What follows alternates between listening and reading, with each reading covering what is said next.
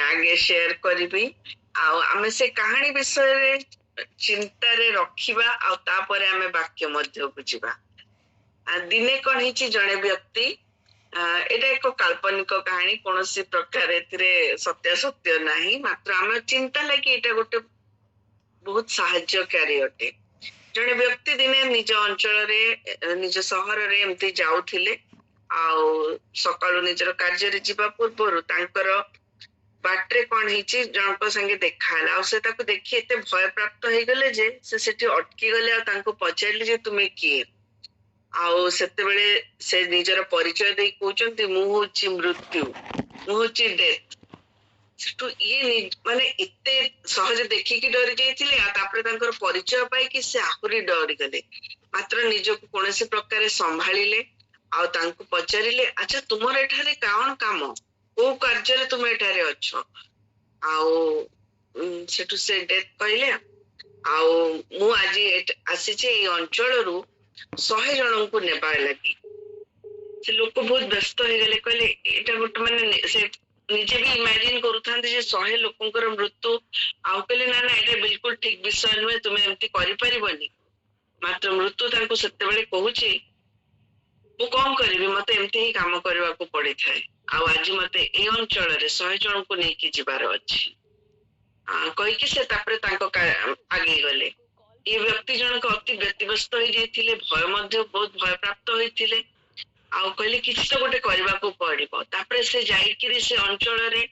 जहा को भेटिले जहा को डाकी पारिले जेते चित्कार करि पाले समस्त को कहले जे आज मृत्यु ए अंचल रे 100 जन को नेबा को आसीछि आ जागृत रुह ए प्रकार अनेक विषय से तांको चेताई देले आ तापरे से दिन सारा आ कोनोसी काम न करी एथिरे ही व्यस्त रहिले तापरे रात जते बेल को दिन सरी आसीछि से समय माने जानिबा को पाइले पाखा पाखी 1000 लोकन को मृत्यु नै जाइछि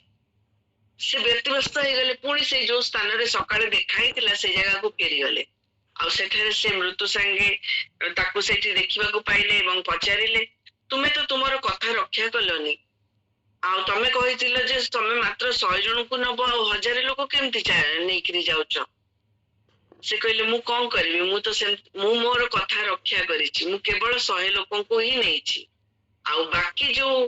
अवशिष्ट लोक सेमानंकु सेमानंकर वरीज आ एंजाइटी तांकर व्यस्तता तांकर चिंता आ तांकर भय सेथिरे ही सेमाने निजर जीवन हारि दैचंती ए कहानी को आपण माने मन रे रखंतु आमे वाक्य मध्य को जिबा आ ए समय रे गोटे पद प्रार्थना करबी तापरे आमे आगेबा प्रभु ए समय रे निज निज को तुम चरण तळे रखुचु श्रोता वक्ता प्रभु हम प्रत्येक जनक हृदय रे तुमरी से बुझिबार सुनिबार एवं से वाक्य को ग्रहण करी निज जीवन में तुमर गौरव निमंते व्यवहार करि परिबा को तुमे सहाय्य कर पवित्र आत्मा को चालना चेतना तुम्हें हमको प्रदान करो एवं प्रभु तुम्हें हम समस्त संगे संगे तुम से उपस्थिति प्रदान करो बोली निवेदन करी प्रिय प्रभु यीशु का नाम रे अल्प निवेदन मागुछि आमेन ए समय रे हमें शास्त्रांश जो अंश को ध्यान देबा ता पाइबा को पारिबे आपण माने लोक लिखित सुसमाचार तार 10 अध्याय 38 रु 42 पद पर्यंत के जने दया करी पढिबारे सहाय्य करिवे कि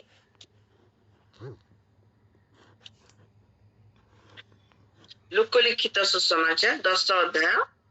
तार 38 रु 42 पद पर्यंत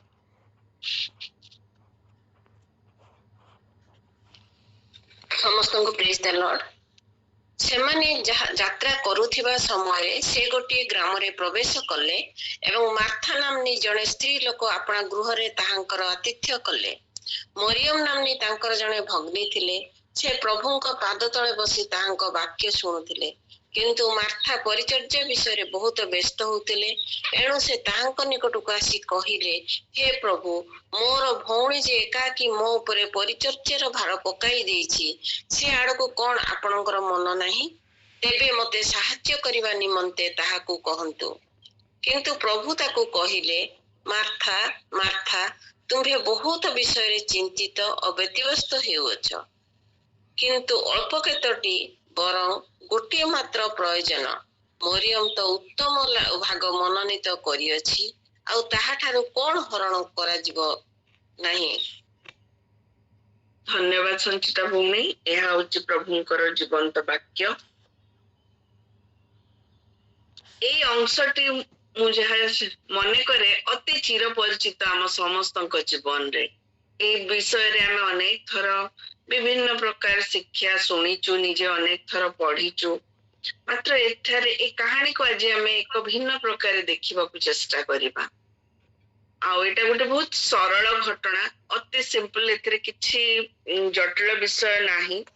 ମାତ୍ର ଆମ ଜୀବନରେ ଏହା କେଉଁ ପ୍ରକାରେ ବ୍ୟବହାର ଉପଯୋଗୀ ହେଇପାରିବ କିମ୍ବା କେଉଁ ପ୍ରକାର ଏହା ଆମକୁ ସାହାଯ୍ୟ କରିପାରିବ, ଆମେ ସେ ବିଷୟରେ ଆଜି ଟିକେ ଚିନ୍ତା କରିବା ଆଉ ଏ କାହାଣୀ ସହିତ ନିଜକୁ ଯୋଡିବାକୁ ଚେଷ୍ଟା କରିବା। ଏ କାହାଣୀରେ ଯେତେବେଳେ ଆମେ ଦେଖୁ ଏ ଘଟଣାଟି ଯେତେବେଳେ ଘଟିଥିଲା, ଯୀଶୁ ତାଙ୍କର ଶିଷ୍ୟ ମାନଙ୍କ ବିଷୟରେ ଏ ଘଟଣାଟା,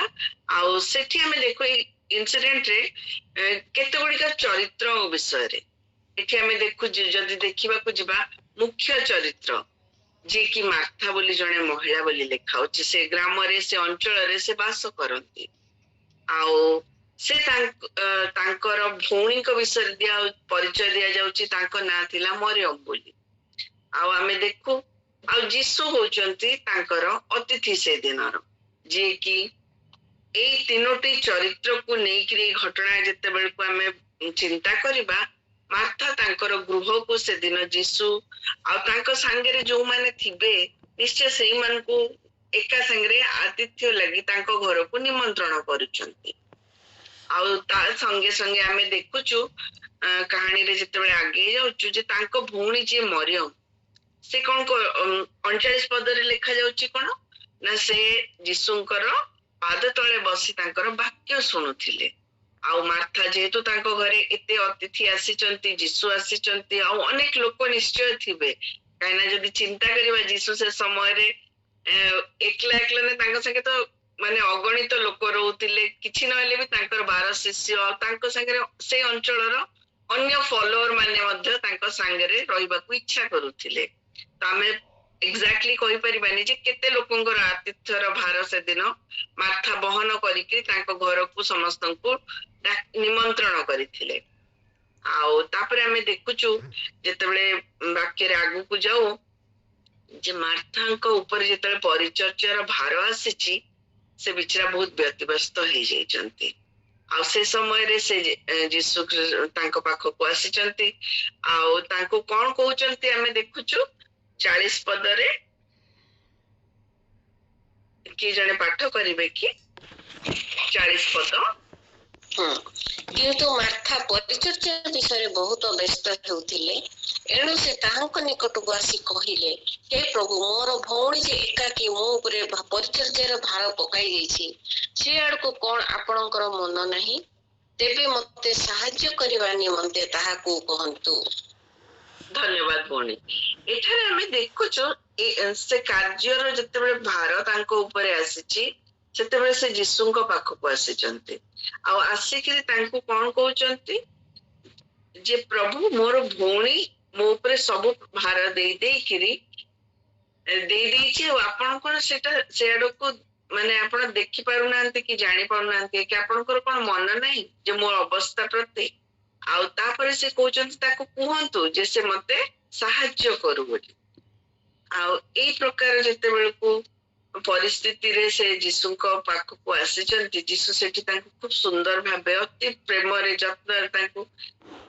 ବୁଝେଇବାକୁ ଚେଷ୍ଟା କରିଛନ୍ତି। ତମେ ବହୁତ ବିଷୟରେ ଚିନ୍ତିତ ଆଉ ବ୍ୟତିବ୍ୟସ୍ତ ହେଉଛ, ଆଉ ତାଙ୍କ ଭଉଣୀଙ୍କ ବିଷୟରେ ବି ତାଙ୍କୁ ଚିନ୍ତା କରିବା ଲାଗି ସାହାଯ୍ୟକାରୀ ହେବା ଉଦ୍ଦେଶ୍ୟରେ ଯୀଶୁ ତାଙ୍କୁ କହୁଛନ୍ତି ଯେ ଏତେ ବିଷୟରେ ଆମର ଚିନ୍ତିତ ହେବା କି ବ୍ୟତିବ୍ୟସ୍ତ ହେବା କିମ୍ବା ଆମର ଏତେ ବିଷୟ ଆବଶ୍ୟକତା ନାହିଁ, ମାତ୍ର ଆମର କେବଳ ଗୋଟିଏ ବିଷୟର ପ୍ରୟୋଜନ ରହିଛି। ଆଉ ମରିୟମ ତ ସେ ଉତ୍ତମ ବିଷୟଟିକୁ ମନୋନୀତ କରିଛି, ଆଉ ତାଠାରୁ ସେଟା ହରଣ କରାଯିବ ନାହିଁ। ଏଇ ପ୍ରକାର ଅତି ସୁନ୍ଦର ଭାବେ ମାର୍ଥାଙ୍କୁ ବୁଝିପାରିବାକୁ ପ୍ରଭୁ ସାହାଯ୍ୟ କରିଛନ୍ତି। तापरे आमे जदि चिंता करिबा ए विषयटा देखिला बेले जे 42 पदरे जेतेबेले कुहा जाउची अल्प केतोटी बरं गोटी मात्र विषय प्रयोजन बोली से मार्था को बुझाइछन माने कहिजंती आ से विषय रे जेतेबेले आमे चिंता करिबा जे हमर कोन प्रयोजन हमर आवश्यकता आमे तो भाबी थाउ जे हमर बहुत विषय प्रयोजन आ ता लगी आमे बहुत प्रकार रो प्रयास करिथाउ चेष्टा करिथाउ से आवश्यकता को पूर्ण करबा लगी आमे अहर्निशी ता पछरे निजर समय निजर सामर्थ्य सबु किछि आमे देई देबा को मध्य पछाई न थाउ मात्र आमे कोन चिंता करिथाउ जे हमर प्रकृत रे केउ विषयटी प्रयोजन कारण जीशु जेतेबेले तार इम्पोर्टेंस ता से आवश्यक विषयटा से प्रयोजनटा बुझेइबा को चेष्टा करचंती से गोटे खूब सुंदर कंपैरिजन गोटे तुलनात्मक विषय हमको से समय रे ध्यान आकर्षण लगिटा माने चेष्टा करचंती से कहचंती जे हमें बहुत विषय रे चिंतित हेइ थाउ मात्र हमर दरकार केते विषय प्रकृत रे जेतेबेले हमें देखिबा को जो हमर केवल गोटी विषय रो प्रयोजनता रही से विषय से एठारे से विषय प्रति ध्यान देवा लगी से माता को एठारे सहाय्य करिसंती आ तापरे हमें जेतेबेले देखू मरियम को चरित्र मरियम को विषय रे बहुत संक्षिप्त रे व्याख्या करा जायछि अति सुंदर भाबे गोटे तांकर जोटा प्रथम भाग रे जोटा तांका विषय रे उल्लेख करा जायछि जे से प्रभु यीशु जेतेबेले माता को गृह को आसीचंती मरियम सेतेबेले प्रभु को पाद तळे बसी तांको वाक्य सुनुचंती आ तापरे तांको विषय रे आउ किछि लेखाइनी मात्र यीशु सेठारे निजे तांको विषय रे कहउचंती जे मरियम तो उत्तम भाग मनोनीत करिछि कारण से गोटे विषय ही हम समस्तंकर निमंते प्रयोजन आ ताहा ठारू हरण करा जिवो नाही तो जेतेबेले हमें ए कहानीटा पढ़ी थाउ ए विषय रे सुनु आमे सेतेबेले अनेक थर जदि कहबा को जाय जजमेंटल हे जाओ आपण माने निजे निजे चिंता करंतु माथांकर कार्य हो कि मरियमंकर कार्य हो केउटा उत्तम किबा केउटा ठीक आ केउटा भूल जदि आपण माने चिंता करिवे आपण को मन को कोन आसुची जदि जने दि जण शेयर करिवे बहुत भलो हबो कि ठीक आ कि भूल बोली आपण चिंता करचंती आपण कोन भाबी थांती जीसु एठले कोन कहबा को चाहुचंती माथा को कार्य ठीक ना मरियम को कार्य ठीक मरियम को कार्य ही ठीक एटारे जीसु कोन को हां बहुत धन्यवाद आपण को उत्तर लगी आउ की कहबे की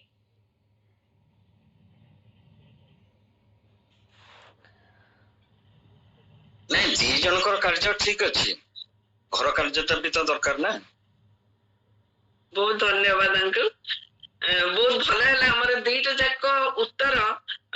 भिन्न भिन्न आसी जोटा कि हमको आगामी समय रे चिंता करबा को सहायकारी हबो आमे चिंता करू जे मार्था जो कार्य करूथिले जेमती अंकल कहले हमर जागतिक कार्य हो हमर दायित्व हो हमर आतिथ्य किमा हमर विभिन्न प्रकार अन्यर सेवा जत्न हैला हॉस्पिटैलिटी हम घरे आतिथ्य करिलु कि अन्य कहानी मनते मनोयोगी हेलु ए समस्त विषय यह भी आवश्यक एवं ताहा उत्तम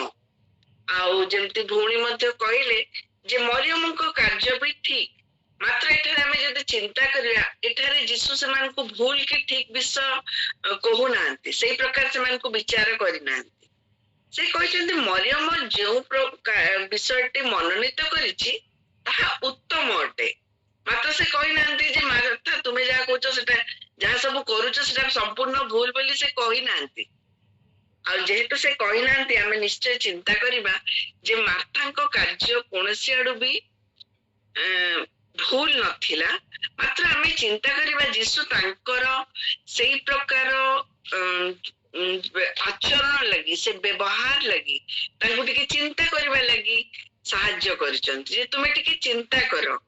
ତୁମର ଏଇ ଯୋଉ ମନୋଭାବ ଆଉ ଏଇ ସବୁ ଯୋଉ ଆଚରଣ ଲାଗି ତୁମେ ଟିକେ ଧ୍ୟାନ ଦିଅ ଆଉ ସେଥି ନିମନ୍ତେ ଆମେ ଟିକେ ଆହୁରି ଗଭୀର ଭାବରେ ଏ ବିଷୟ ପ୍ରତି ଚିନ୍ତା କରିବା। ଆଉ ଯେତେବେଳେ ଆମେ ମାର୍ଥାଙ୍କର ବିଷୟ ଗୁଡିକ ଦେଖିବା ତାକୁ ଆମ ନିଜ ଜୀବନ ସାଙ୍ଗେ ଆମେ କମ୍ପେୟାର କରିବା। ଆଉ ତା ପୂର୍ବରୁ ଗୋଟେ ବିଷୟ ମୁଁ କହିବି, ଏଠାରେ ଆମେ କାହାଣୀର ଆରମ୍ଭରେ ଦେଖୁଛୁ ମାର୍ଥା ଯୀଶୁଙ୍କୁ ତାଙ୍କ ନିଜ ଗୃହକୁ ସେ ଆତିଥ୍ୟ ଲାଗି ନିମନ୍ତ୍ରଣ କରିଛନ୍ତି, ସ୍ୱାଗତ କରିଛନ୍ତି, ନୁହେଁ କି? କାହାଣୀର ଆରମ୍ଭରେ ଆମେ ସେଇଆ ଦେଖୁ। ଆଉ ତାପରେ ଆମେ ଦେଖୁଛୁ ସେ ଯେତେବେଳେ କାର୍ଯ୍ୟଭାର ତାଙ୍କର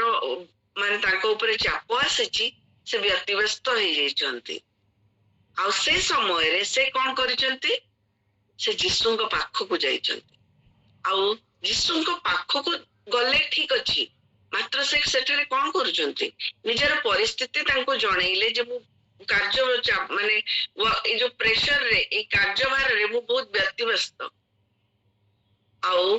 କାହିଁକିନା ମାନେ ଏତେ ଜଣଙ୍କର ମତେ ଅବିକା ଧ୍ୟାନ ଦେବାର ଅଛି, ତାଙ୍କ ଲାଗି ବ୍ୟବସ୍ଥା କରିବାର ଅଛି, ଯାହାବି ତାଙ୍କର କାର୍ଯ୍ୟ ସେ ସମୟରେ ଥାଉ, ଖାଇବାର ଲାଗି ହେଇଥାଇପାରୁ କିମ୍ବା ଅନେକ ଲୋକଙ୍କର ଯତ୍ନ ନେବାର ହେଇଥାଉ, ବିଭିନ୍ନ ପ୍ରକାର କାର୍ଯ୍ୟଭାରରେ ସେ ବ୍ୟତିବ୍ୟସ୍ତ ହେଇଯାଇଛନ୍ତି। ଆଉ ତାପରେ ସେ ଯୀଶୁଙ୍କୁ କହିବାକୁ ମାନେ ଜଣେଇବାକୁ ଚାହୁଁଛନ୍ତି ଯେ ତୁମେ କଣ କର, ତୁମେ କଣ ମୋ ଅବସ୍ଥା ଦେଖିପାରୁନ, ଆପଣଙ୍କର କଣ ମୋ ପ୍ରତି ମନ ନାହିଁ ଯେ ମୁଁ କି ପ୍ରକାର ଭାବରେ ଅବିକା ଚାପଗ୍ରସ୍ତ ଅଛି। ଆପଣ ମୋ ଭଉଣୀକୁ କୁହନ୍ତୁ ଯିଏକି ସବୁ ଭାର ମୋ ଉପରେ ପକେଇ ଦେଇଛି, ସେ ଯେମିତି ମତେ ସାହାଯ୍ୟ କରେ ସେ ବିଷୟ ଆପଣ ଆଜ୍ଞା ଦିଅନ୍ତୁ। ଆଉ ଏଇ ସବୁ ବିଷୟ ଯେତେବେଳେ ମୁଁ ଗଭୀର ଭାବରେ ଚିନ୍ତା କରୁଥିଲି ସେତେବେଳେ ମୁଁ ନିଜକୁ ମାର୍ଥାଙ୍କର ସେଇ ପ୍ରକାର ଆଚରଣ କରୁଥିବାର ମନେ କଲି। ଅନେକ ସମୟରେ ଆମେ ପ୍ରତ୍ୟେକ ବିଶ୍ୱାସୀ ଆମ ନିଜର ବ୍ୟକ୍ତିଗତ ଜୀବନରେ ଆମେ ସମସ୍ତେ ପ୍ରଭୁ ଯୀଶୁ ଖ୍ରୀଷ୍ଟଙ୍କୁ ସ୍ୱାଗତ କରିଛୁ, ଆମ ହୃଦୟରେ ଜାଗା ଦେଇଛୁ। ଆଉ ଆମ ଜୀବନର ବହୁତ ଇଚ୍ଛା ରହେ, ଆକାଂକ୍ଷା ରହେ ଆମର ଯେ ଆମେ ପ୍ରଭୁଙ୍କ ଲାଗି, ପ୍ରଭୁଙ୍କ ଲୋକଙ୍କ ଲାଗି, ତାଙ୍କ ମିନିଷ୍ଟ୍ରି ଲାଗି ଆମେ ବ୍ୟବହାର ହଉ ବୋଲି। ଆଉ ସେଇ ସବୁ ସମୟ ଗୁଡିକରେ ଆମେ ଚିନ୍ତା କରୁ, ଆମେ ଯେତେବେଳେ କାର୍ଯ୍ୟ କରିବା ଆରମ୍ଭ କରିଥାଉ, କାର୍ଯ୍ୟ ଚାପରେ ଆସିଥାଉ, ଆଉ ସେଇ ସମୟରେ ପ୍ରଭୁ ଯୀଶୁ ଆମ ଜୀବନରେ ଥାଆନ୍ତି ସତ, ଯେମିତି ସେଇଦିନ ମାର୍ଥାର ଗୃହରେ ପ୍ରଭୁ ଯୀଶୁ ଥିଲେ, ମାତ୍ର ଏଇ ସମସ୍ତ ବିଷୟ ତାଙ୍କୁ ଏତେ ବ୍ୟତିବ୍ୟସ୍ତ ଚିନ୍ତିତ କରିଦଉଥିଲା ଯେ ସେ ପ୍ରଭୁ ଯୀଶୁଙ୍କର ସେ ଉପସ୍ଥିତିକୁ, ତାଙ୍କର ସହଭାଗିତାକୁ ସେ ଏନ୍ଜୟ କରିପାରିନଥିଲେ। ଆଉ ତାଙ୍କର ମନୋଭାବ, ବିଶେଷ କରି ତାଙ୍କ କୋଉ ମନରେ ସେ କାର୍ଯ୍ୟଟା କରୁଥିଲେ, ପ୍ରଭୁ ଯୀଶୁ ତାଙ୍କୁ ସେଇ ସମୟରେ ଚିନ୍ତା କରିବାକୁ ସାହାଯ୍ୟ କରିଛନ୍ତି। ହୁଏତ ଆମେ ନିଜ ନିଜ ଜୀବନକୁ ଚିନ୍ତା କରୁ, ଆଜି ଆମେ ପ୍ରଭୁଙ୍କ ଲାଗି ବହୁତ ବେଶୀ ଉଦ୍ୟୋଗୀ ହେଇଥାଇପାରୁ, ବହୁତ ଅଧିକା ତାଙ୍କ ଲାଗି କାର୍ଯ୍ୟ କରିବାକୁ ଆକାଂକ୍ଷା ରଖିଥାଇପାରୁ, ମାତ୍ର ପ୍ରକୃତରେ ଆମେ କେଉଁ ହୃଦୟରେ ଆଉ କିପରି ଭାବର ମନୋଭାବ ନେଇକିରି ତାଙ୍କର ସେଇ ସମସ୍ତ ବିଷୟ କରୁଛୁ, ଆମେ ନିଜ ନିଜକୁ ସେ ପ୍ରଶ୍ନ ପଚାରିବା। ଆଉ ସେଇ ତୁଳନାତ୍ମକ ସେଇ କମ୍ପାରେଟିଭ ଯଦି ଆମେ ପରିସ୍ଥିତି ଦେଖୁ ମରିୟମଙ୍କ ଜୀବନରେ, ମରିୟମ ମଧ୍ୟ ସେଇ ସମୟରେ ଯଦି ଆମେ ଚିନ୍ତା କରୁ, ସେ ମାର୍ଥାଙ୍କ ଗୃହରେ ସିନା ଯୀଶୁ ନିମନ୍ତ୍ରିତ ହେଲେ, ମାତ୍ର ସେ ତାଙ୍କ ସହଭାଗିତା ପାଇପାରିଲେ, ଆଉ ଯୋଉଟାକୁ ସେ ଅତି ଆନନ୍ଦରେ କହିବାକୁ ଗଲେ ସମ୍ପୂର୍ଣ୍ଣ ରୂପେ ଉପଭୋଗ କରିବାକୁ ଚେଷ୍ଟା କରିଛନ୍ତି। ତାଙ୍କ ହୃଦୟର ମନୋଭାବ ଆମେ ସେ ସମୟରେ ଦେଖୁ। ଆଉ ସେଇ ବିଷୟକୁ ଯୀଶୁ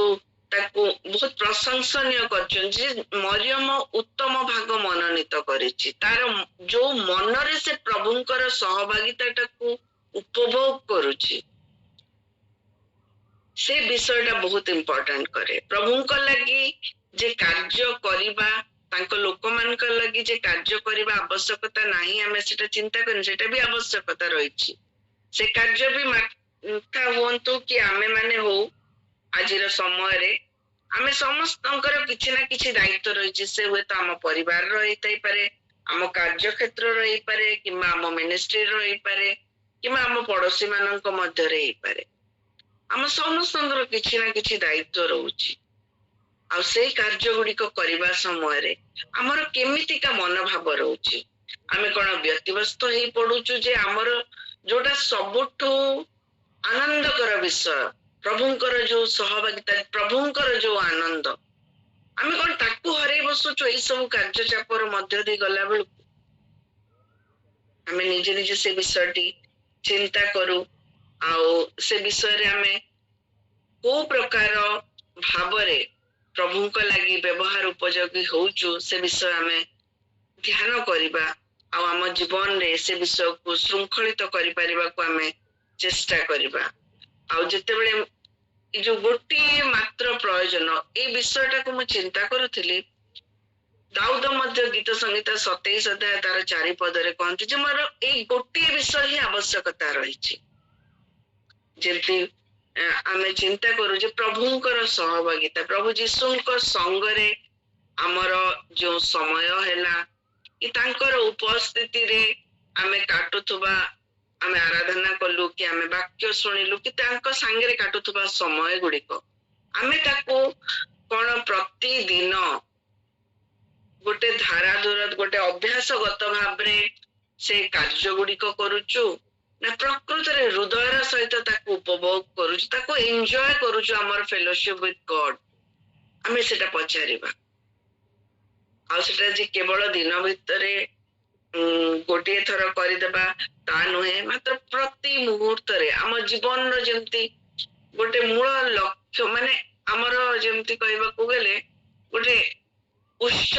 ଗୋଟେ ଆନନ୍ଦର ଉତ୍ସ, ଗୋଟେ ଶକ୍ତିର ଉତ୍ସ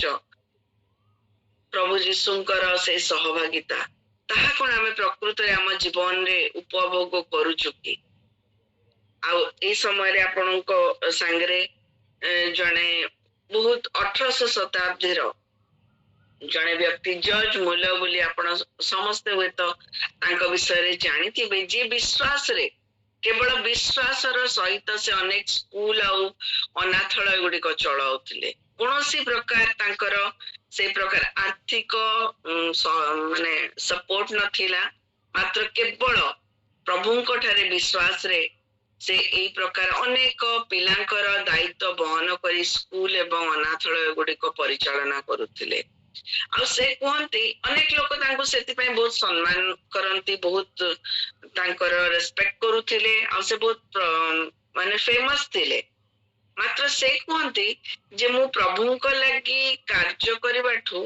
ମୋର ବେଶୀ, ମାନେ ତାଙ୍କ ଜୀବନର ପ୍ରାଥମିକତା, ପ୍ରାୟୋରିଟି ଥିଲା ଯେ ମୁଁ ମୋର ନିଜର ଅନ୍ତରସ୍ଥ ଯୋଉ ମୋର ଅନ୍ତରାତ୍ମାର ଯୋଉ ଆନନ୍ଦ ଲାଗି, ତାର ନରିଶମେଣ୍ଟ ଲାଗି ମୁଁ କଣ କରୁଛି, ମୁଁ କଣ ପ୍ରଭୁ ଯୀଶୁଙ୍କର ସାଙ୍ଗରେ ସେଇ ସହଭାଗିତାଟାକୁ ପାଇପାରୁଛି, ଯଦ୍ୱାରା କି ମୁଁ ମୋର ନିଜକୁ ବଳିଷ୍ଠ କରି, ଶକ୍ତି ସାମର୍ଥ୍ୟରେ ପରିପୂର୍ଣ୍ଣ କରି, ଆନନ୍ଦରେ ପରିପୂର୍ଣ୍ଣ କରି ମୋର କାର୍ଯ୍ୟ ଗୁଡିକ କରିପାରିବା ନିମନ୍ତେ ସାମର୍ଥ୍ୟ ହଉଛି କି? ଆଉ ସେ କୁହନ୍ତି ମୋର ପ୍ରଭୁଙ୍କ ବାକ୍ୟରେ, ତାଙ୍କର ଧ୍ୟାନରେ, ପ୍ରାର୍ଥନାରେ ସମୟ କାଟିବା ହିଁ ମତେ ବିଶେଷ ଭାବରେ ପ୍ରଭୁଙ୍କ ଲାଗି କାର୍ଯ୍ୟ କରିବା ଲାଗି ମତେ ଉତ୍ସାହ ଦେଇଥାଏ, ଏବଂ ସେଥି ନିମନ୍ତେ ମତେ ପ୍ରତିଦିନ କଢାଇ ନିଏ। ସେ କହିଲେ ମୁଁ ଦିନର ଆରମ୍ଭରେ କେବେ ଭାବେନି ଯେ ଆଜି ମୁଁ ପ୍ରଭୁଙ୍କ ଲାଗି କଣ କଣ କାମ କରିବି, ମାତ୍ର ମୁଁ ନିଜକୁ ଆଗେ ପ୍ରଭୁଙ୍କ ନିକଟରେ ସମ୍ପୂର୍ଣ୍ଣ ରୂପେ ଉତ୍ସର୍ଗୀକୃତ କରେ, ଆଉ ପ୍ରଭୁ ମତେ ନିଜେ ହିଁ କଢାଇ ନିଅନ୍ତି, ଆଉ ସେ ଆନନ୍ଦ ମୋ ସାଙ୍ଗରେ ରହିଥାଏ। ତ ଆଉ ପ୍ରଭୁ ଯୀଶୁ ବି ଆମ ସମସ୍ତଙ୍କର ଜୀବନ ନିମନ୍ତେ, ପ୍ରତ୍ୟେକ ବିଶ୍ୱାସୀର ଜୀବନ ନିମନ୍ତେ ଯଦି ଆମେ ଚିନ୍ତା କରିବା, ସେଇ ଗୋଟିଏ ବିଷୟ ଚାହାନ୍ତି, ଯୋଉଟା କି ସେ ମାଥ୍ୟୁ ତାର 22 ଅଧ୍ୟାୟ 37 ପଦରେ ଯେଉଁ ମାନେ ସମ୍ପୂର୍ଣ୍ଣ 2ଟି ଆଜ୍ଞାରେ ସୀମିତ ଆମକୁ ଯୋଉ ଆଜ୍ଞା ସେ ଦେଇ ଯାଇଛନ୍ତି, ଆମ ପ୍ରତ୍ୟେକଙ୍କ ଜୀବନ ପିତା ଈଶ୍ୱରଙ୍କର ନିମନ୍ତେ ଏବଂ ଆମର ସହ ବିଶ୍ୱାସୀ ମାନଙ୍କ ନିମନ୍ତେ ଯଥେଷ୍ଟ। ଆଉ ତାହା ଯଦି ମୁଁ ଆଉ ଥରେ ଆପଣ ମାନଙ୍କର ନିମନ୍ତେ ସ୍ମରଣ କରାଇଦିଏ ଯେ ମାଥ୍ୟୁ ତାର 22 ଅଧ୍ୟାୟ 37 ପଦରେ ସେ କୁହନ୍ତି, ତୁମ୍ଭେ ଆପଣା ସମସ୍ତ ଅନ୍ତଃକରଣ, ସମସ୍ତ ପ୍ରାଣ, ସମସ୍ତ ମନ ଦେଇ ପ୍ରଭୁ ଆପଣା ଈଶ୍ୱରଙ୍କୁ ପ୍ରେମ କର। ଏହା ହିଁ ଶ୍ରେଷ୍ଠ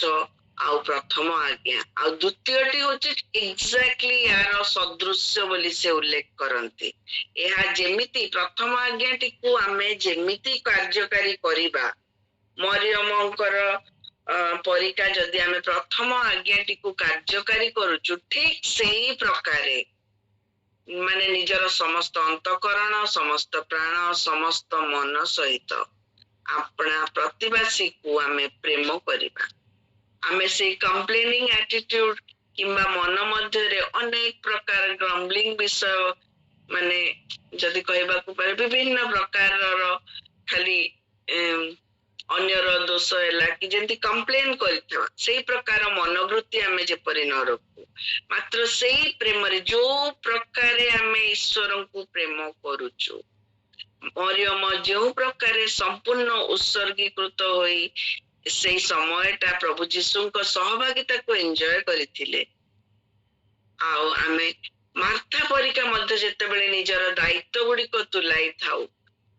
ପ୍ରଭୁଙ୍କ ପ୍ରତି ହଉ କିମ୍ବା ଆମର ସହ ବିଶ୍ୱାସୀ ମାନଙ୍କ ପ୍ରତି ହଉ କିମ୍ବା ଅନ୍ୟ ଲୋକମାନଙ୍କ ସଙ୍ଗରେ ଯଦି ଆମେ ସେ ସମୟ ଗୁଡିକ କାଟିଥାଉ, ଠିକ ସେଇ ପ୍ରକାର ପ୍ରଭୁ ଆମଠୁ ଆଶା କରନ୍ତି ଆମେ ଆଜ୍ଞାବହ ହେଇକିରି ଅନ୍ୟ ପ୍ରତି ଆଚରଣ କରିବା ବୋଲି। ଆଉ ଏଇ ସମୟରେ ରିକ୍ ୱାରେନଙ୍କର ଯୋଉ ଗୋଟେ ବହୁତ ପ୍ରସିଦ୍ଧ ବହୁତ ଫେମସ ବୁକ୍ ଅଛି ଦ ପର୍ପସ ଡ୍ରିଭେନ୍ ଲାଇଫ ବୋଲି, ସେଥିରେ ସେ ଉଲ୍ଲେଖ କରନ୍ତି ଜଣେ ଆଉ ଜଣେ ବିଶେଷ ବ୍ୟକ୍ତିଙ୍କର ଗୋଟେ କୋଟ କୁ, ଗୋଟେ ସୁନ୍ଦର ଚିନ୍ତାଧାରାକୁ, ଆଉ ସେ କୁହନ୍ତି ଯେ ଯଦି ଆମେ ଆମର ଜୀବନକୁ, ଆମର ବ୍ୟକ୍ତିଗତ ଜୀବନକୁ ଦୈନନ୍ଦିନ କାର୍ଯ୍ୟ ନିମନ୍ତେ ଆମେ ଯଦି ପ୍ରଭୁ ଯୀଶୁଙ୍କ ନିକଟରେ ସରେଣ୍ଡର ନ କରିବା, ତାହେଲେ ମାନେ ସେ ଅତି ସୁନ୍ଦର ଭାବେ ସେ ବିଷୟଟି କହୁଛନ୍ତି, ଇଂରାଜୀରେ କହିଛନ୍ତି, ମୁଁ ଆପଣଙ୍କୁ ସେ ବିଷୟ କହିଦେଲେ ବହୁତ ସୁନ୍ଦର ଲାଗିବ। ଇ ଷ୍ଟାନଲି ଜୋନ୍ସ କୁହନ୍ତି, if you do not surrender to Christ you surrender to chaos. ଯଦି ଆମେ ପ୍ରଭୁ ଯୀଶୁଙ୍କ ନିକଟରେ ନିଜକୁ ଉତ୍ସର୍ଗୀକୃତ ସମର୍ପିତ ନ କରିବା, ତାହେଲେ ଆମେ ଅତି ଜଞ୍ଜାଳ ଗଣ୍ଡଗୋଳିଆ ପରିସ୍ଥିତିକୁ ନିଜକୁ ସମର୍ପିତ କରିଦଉ। ତ ସେଥିପାଇଁ ଆମେ ଚିନ୍ତା କରିବା ଯେ ଆମେ କାହାକୁ ଆମର ଦୈନନ୍ଦିନ ବିଷୟରେ ସମର୍ପିତ ଅଟୁ। ଆଉ ଆମ ପ୍ରତ୍ୟେକର ଜୀବନରେ ଆମେ ଯଦି ଚିନ୍ତା କରୁ, ସେ ମାର୍ଥାଙ୍କର ଦାୟିତ୍ୱଭାର ହଉ, କାର୍ଯ୍ୟ ହଉ କି ମରିୟମଙ୍କର ସହଭାଗିତାର ସେ ଆନନ୍ଦ ହଉ, ପ୍ରଭୁ ଯୀଶୁ ଦୁଇଟା ଯାକ ବିଷୟକୁ ଆମେ ଯେପରି ଏନ୍ଜୟ କରିପାରୁ ସେ ସେଇ ସୁଯୋଗ ଆମକୁ ଦିଅନ୍ତି, ଆଉ ସେଇ ପ୍ରକାରେ ଆମେ ଯେପରି ଉପଭୋଗ କରିପାରୁ ତାଙ୍କର ସହଭାଗିତାକୁ ସେ ଚାହାନ୍ତି। ଆଉ ଏଇ ସମୟରେ ଏ ବିଷୟ ଲାଗି ମୁଁ ବିଶେଷ କରି ଧ୍ୟାନ ଏଇଥିପାଇଁକା ଆପଣ ମାନଙ୍କୁ ଆକର୍ଷିତ କରିବାକୁ ଚାହୁଁଛି ଯେ ଆମ ଜୀବନ, ଯାହାକି ଯେମିତି ଅନେକ କୁହନ୍ତି ଯେ ଆଉ ଆଜିର ସମୟରେ 4 ସୁସମାଚାରର ସମୟ ତ ସରି ଆସିଲାଣି, ଆମର ପଞ୍ଚମ ସୁସମାଚାର ଦ ଫିଫ୍ଥ ଗସ୍ପେଲ ହଉଛି ଆମର ଜୀବନ। ଆମ ଜୀବନରେ ଯୋଉ ଅତି ଅଳ୍ପ ସମୟ ଲାଗି ବି ହଉ ଆମେ ଅନ୍ୟମାନଙ୍କ ସଂସ୍ପର୍ଶରେ ଆସିଥାଉ, ଆମେ କେଉଁ ପ୍ରକାରର ସାକ୍ଷ୍ୟ କିମ୍ବା କେଉଁ ପ୍ରକାର ମେସେଜ କନଭେ କରିଥାଉ, ଅନ୍ୟକୁ ଦେଇଥାଉ, ତାହା ଜାଣିବା ଲାଗି ସେଇ ଯୋଉ ପରିବର୍ତ୍ତନ, ସେଇ ଯୋଉ ଭିନ୍ନ ବିଷୟ ଆମ ଜୀବନରେ କଣ ପରିଲକ୍ଷିତ ହେବା ଲାଗି ଆମ ଜୀବନକୁ ଆମେ ଶୃଙ୍ଖଳିତ କରିପାରିଛୁ କି? ଆଉ ଏଇ ପ୍ରକାର ଛୋଟ ଛୋଟ ବିଷୟ ଗୁଡିକ ଯେ ଆମେ କିପରି ଭାବରେ ଆଚରଣ କରୁଛୁ, ତାହା ଅନ୍ୟମାନଙ୍କର ଦୃଷ୍ଟିକୁ ଅତି ସୁନ୍ଦର ଭାବେ ଆଉ ବହୁତ ଇଜିଲି ଆକର୍ଷିତ କରିଥାଏ। ଆମ ଜୀବନରେ ଆସିଥିବା ଛୋଟ ଛୋଟ ପରିବର୍ତ୍ତନ ହଉ, ଆଉ ସେମାନେ ସେ ବିଷୟ ଚିନ୍ତା କରିଥାନ୍ତି ଯେ ଇଏ ଏଇପରିକା କିପରି କରିପାରୁଛନ୍ତି, କେମିତି ସମ୍ଭବ ହଉଛି, କଣ ଏହା ପଛର କାରଣ ରହିଛି। ଲୋକ ସେଇ ବିଷୟଟି ତାଙ୍କୁ ପ୍ରଭୁ ଯୀଶୁ ଖ୍ରୀଷ୍ଟଙ୍କର ନିକଟକୁ ଆଣିପାରିବା ଲାଗି, ତାଙ୍କ ବିଷୟରେ ଜାଣିପାରିବା ଲାଗି ଆକର୍ଷିତ କରିବ। ଆଉ ସେଥି ନିମନ୍ତେ आमे विशेष करी सजाग जागृत रहिबा आ सेति उद्योगी मध्य रहिबा जे आम जीवन रे ए छोट छोट सुजोग गुडी को आमे जेपरि हरै न दो। जने व्यक्ति थिले 1600 शताब्दी बेलर से जने प्रभुଙ୍କ लागि कार्य करूथुवा व्यक्ति दल संगे संयुक्त थिले आउ तांको से दल रे कोन हेतिला ना तांको खाइबा बनेबार दायित्व थिला आउ जोथि पई कि से निजे बहुत दुखित थिले आ निजको बहुत तुच्छ मनुथिले जे मो प्रभुଙ୍କ लागि कार्य करबा को आसिले आ प्रभुଙ୍କ लागि काम न करी कि तांको वाक्य प्रचार न करी कि मु एठी रांधुनिया हिसाब रे रहिछि निजर कार्य को निजको बहुत तुच्छ मनुथिले आउ सेई दिन मानकरे से एते व्यतिव्यस्त हो जाथिले तापर प्रभु को निकट रे प्रार्थना करबा समय रे प्रभु को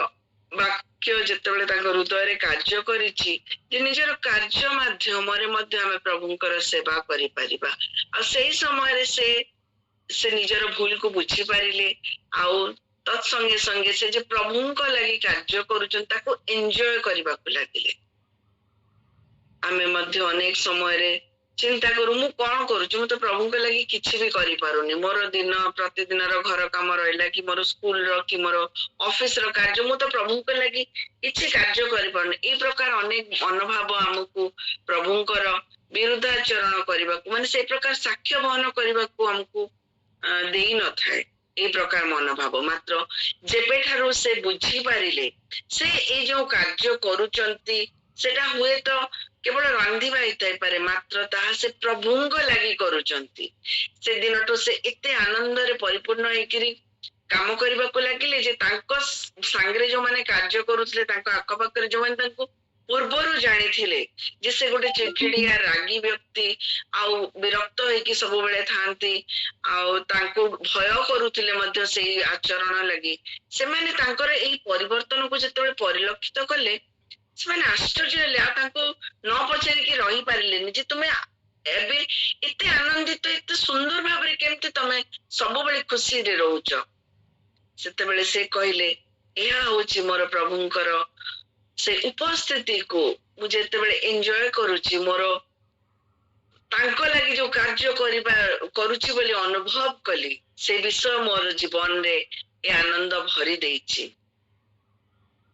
आ सेई समय रे मु मध्ये चिंता कली जे हमर कोनोसी कार्य कोनोसी परिस्थिति किबा कोनोसी कार्य चाप किबा असुस्थता किबा हम जीवन रो किछि अप्रीतिकर परिस्थिति हमकु हुए तो आज मार्थाଙ୍କ परीक्षा व्यतिव्यस्त चिंतित व्यथित कर देइथिबो आमे से मध्य देखि हुए तो जाई थाई पारू मात्र आमे चिंता करिबा आमे निमंत्रित करिथिबा प्रभु जीशु आज भी आम संगे उपस्थित अछंती विगत दिन मानकरे आमे समस्त पुनरुत्थानर से उत्सव पालन करिचु आउ थरे हमको स्मरण कराई पर साहाय्यकारी जे आम प्रभु आज भी जीवित अछंती आम संगरे तांकर जीवंत वाक्य आम संगे रहिछि आमे आज भी एकाकी नहु आम परिस्थिति र चापरे आ जेहेतु आम निमंत्रित हेतिबा प्रभु जीशु आम संगे अछंती से केवल निमंत्रित हे आम घरे किमा आम जीवन नीरव भाबरे नांती से जीवित भाबरे अछंती आ एक्टिवली आम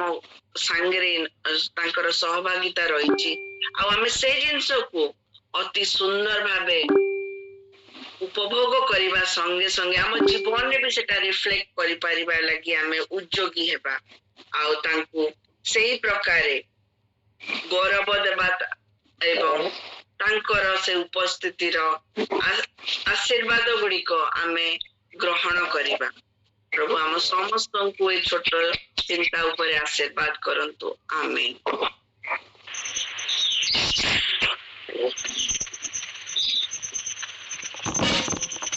प्रेज द लॉर्ड